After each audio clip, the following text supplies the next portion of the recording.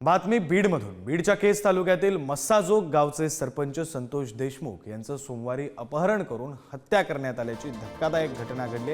या घटनेनंतर बीड जिल्ह्यात मोठी खळबळ उडाली। देशमुख यांच्या हत्येप्रकरणी 6 जणांवर केज पोलीस ठाण्यात गुन्हा दाखल करण्यात आलाय, तर केज जवळील तांबवा गावातील शिवारातून 2 आरोपींना अटक करण्यात आली, तर एका PSIचं निलंबन देखील करण्यात आलं।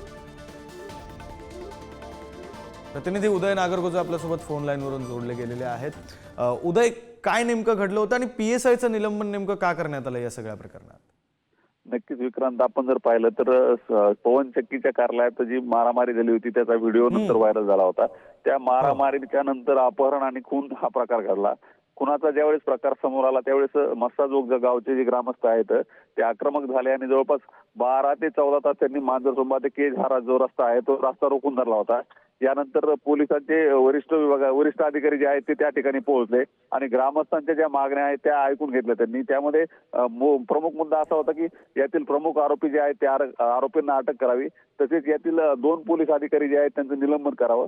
त्यातील एका PSIचं निलंबन आता करण्यात आलंय, तर दुसरे जे अधिकारी आहेत त्यांच्या निलंबनाचा प्रस्ताव देखील आता पाठवण्यात येणार आहे।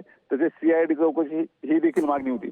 या सगळ्या मागण्या मान्य झाल्यानंतर रात्री उशिरा हे आंदोलन मागे घेण्यात आलं आणि रात्री जवळपास 12:30च्या दरम्यान संतोष देशमुख यांच्या मृतदेहावर अंत्यसंस्कार देखील करण्यात आले आहेत। विक्रांत, बरं, धन्यवाद उदय, तुम्ही दिलेल्या सविस्तर माहितीसाठी।